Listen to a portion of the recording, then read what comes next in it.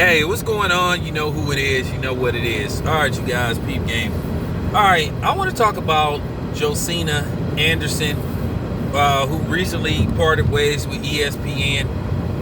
And you already know what that means. If they don't re-sign, that means they got let go. And to be honest with you, she better off without ESPN because she was severely underpaid. Do y'all know she was only making $65,000 a year? That was her base salary.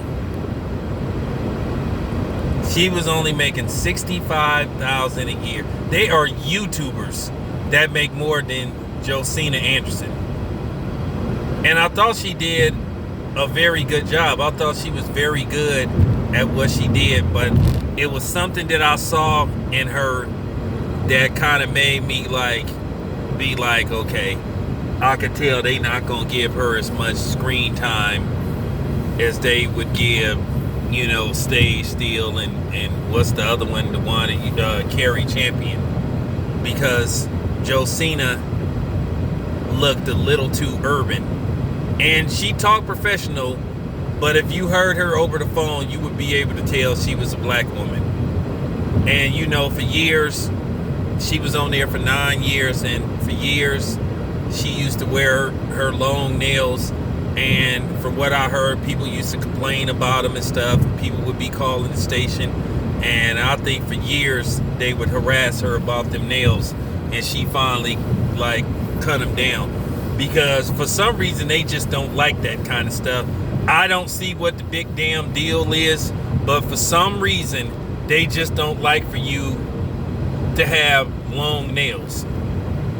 I never got that, especially in, you know what I'm saying, and then plus the way she dressed, where you could tell she dressed urban. And I don't mean t-shirt and jeans, but she dressed urban for a news reporter, if you saw some of her outfits. Now keep in mind, she was like some kind of personal trainer.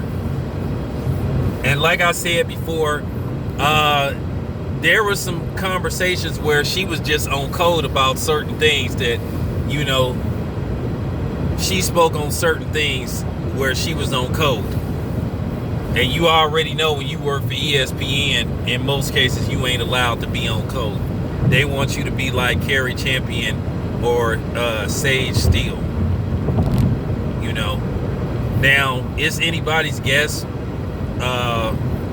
who Josina is dating.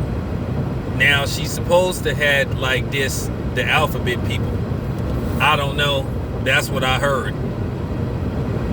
But she'd be better off starting her a YouTube channel.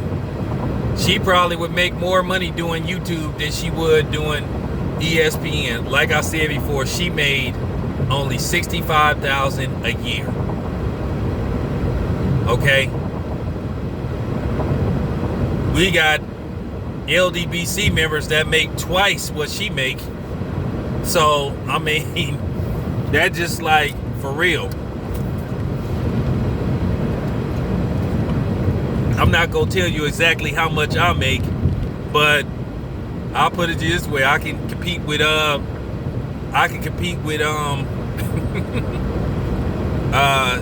Josina.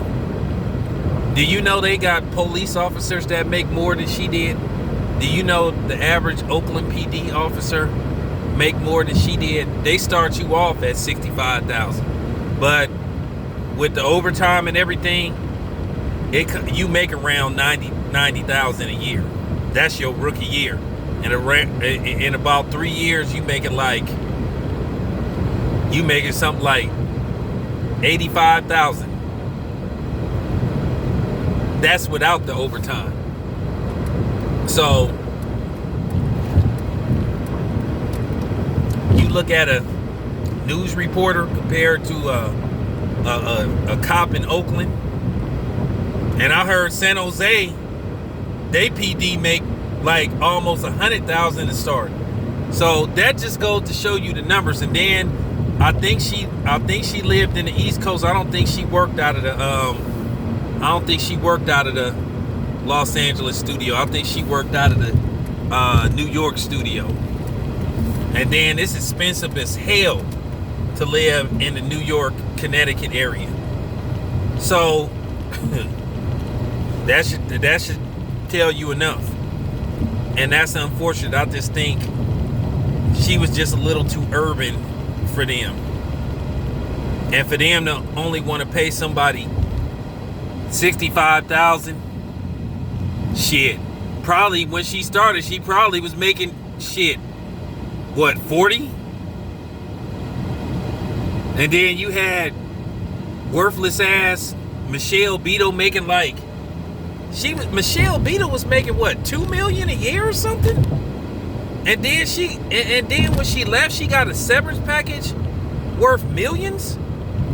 Worthless ass Michelle Beadle, her racist ass. Wow, that's unfortunate. That's unfortunate. But yeah, let me know what you think. This your boy Town Biz. I'm out.